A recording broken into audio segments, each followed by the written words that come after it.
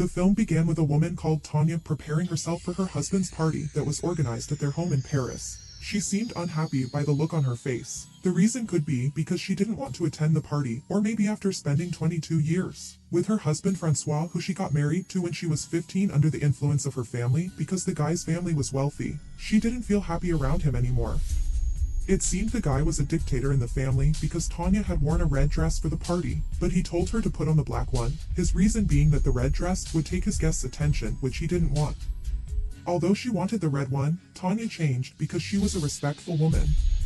That night after the party, Tanya asked Francois to let her visit her mom in Moscow with the girls because they had taken long without doing so. But because Francois was a selfish husband, he diverted the topic to work, showing no interest in her request even though he knew how important it was to her. And by the look of things, they were even using different rooms yet under the same roof, a sign that their marriage was unhealthy.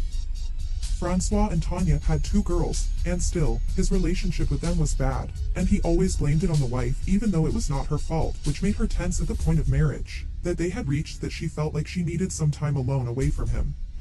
Even though Francois was a rich man, he was all sorts of bad things to her. He was a dictator, he was selfish, always complaining, non-romantic, and for her 2 daughters she had to stay strong because they were her life. Basically, she was a rich man's prisoner with no heir. As she desperately thought about what to do next, Alexei, her best friend in Moscow, called to inform her about her mom's critical health condition, so she begged Francois to let her go see her, and he accepted.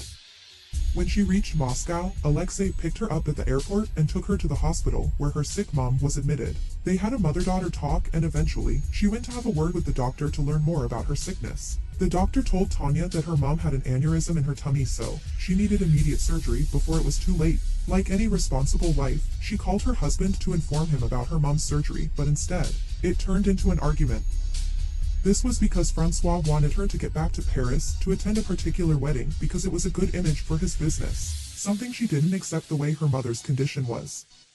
Because Alexei was her best friend, she knew they were on bad terms, so Tanya opened up more to her about her unhappy marriage, how she had lived half of her life with a person she didn't like at all. The other issue was, she thought that no other man would want to have her as a wife or girlfriend because she was almost 40 with 2 kids, so since she was depressed, Alexei took her out for some fun as they tried to catch up for the time they had lost.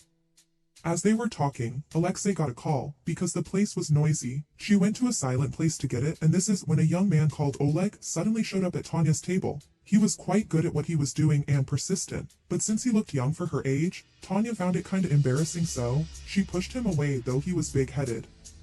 Good enough, Alexei returned, but because he was young and handsome, she instead advised her to try her luck and get what she had missed from her husband for 2 years as a woman.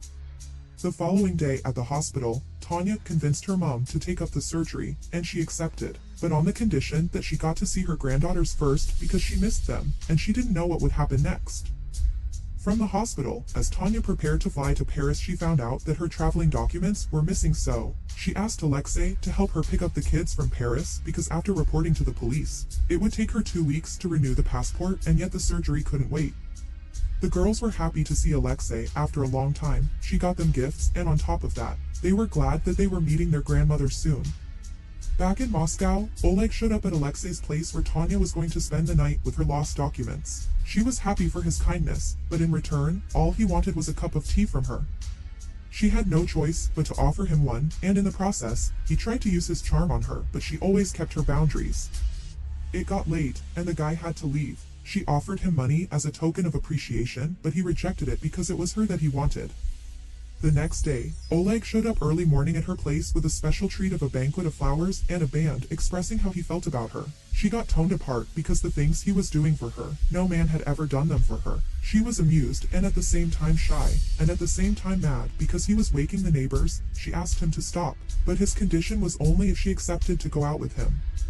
She tried threatening him with the police, but he was not afraid at all, so, for him to stop making noise for the neighbors, her only option was to go with him, and she admired how brave he was. Tanya was excited by the whole experience outside her boring marriage. The adventure made her feel special and loved, which sparked her feelings for Oleg because it was long since she had a smile on her face. Amidst their fun, Alexei called to inform her that they were flying to Moscow the following morning. She then started panicking because she was afraid of hurting her daughters, and somehow, Oleg managed to convince her to stay with him with calmness. They continued with the adventure until late in the night, and the excitement made her think that she had found love. The following morning, Tanya failed to make it to the airport because she was caught out with Oleg. His car had broken down, which delayed her, but still, she fully enjoyed and loved the delay. Later on, they managed to get to Alexei and the girls who had already arrived and were stuck at the door. The girls were wondering who the guy was, and Alexei was happy that she at least had fun for the 2 days she was left alone. The next morning, Oleg showed up at Tanya's place, so she confronted him about ending what they were building because it was complicating her life as a grown married woman, though she enjoyed it, and that it was time to move on because he was young for her. Out of ignorance, Katya, one of Tanya's girls, told Granny that they did not find Tanya home, and on top of that, she showed up with a man, which made the granny unhappy because she was worried about the careless mistakes she would do that may ruin her life and marriage, but Tanya promised her that everything was handled. At Alexei's workplace, because Tanya had started the happiness she yearned for, she could not stop thinking about Oleg, saying that she felt like she had known him her entire life, and at the same time, she did not want to ruin and hurt her daughters because losing them was one of the prices she would pay if caught cheating according to her marriage contract with Francois. Confused, Alexei advised her to let her cheat with Francois with proof of photos, and this way, she would get a clean divorce from him with her girls along with cash as an extra. Though she felt like ending the relationship with Oleg, it was Alexei pushing her to continue with it, not knowing that she was trying to mess her life because she thought Alexei was her best friend, who was trying to help. So, that very night, Tanya took Alexei's advice because she had started falling in love and went to Oleg's place. He was surprised, and right away, he got straight to the point that could have taken her to his place. She was ready to give in, but good enough, she managed to fight the temptation for her daughter's sake. What she didn't know was that Oleg was staged by Alexei and her husband, who were secret lovers, so that after the divorce, they get married without losing a thing to Tanya according to the marriage contract they had. To cut the long story short, when Tanya's mother went into a coma after the operation, Francois showed up and asked her to give up on her mom, that she was dead already given she was old, and all that he was interested in was the evaluation of her properties, which made Tanya mad about his selfish behavior.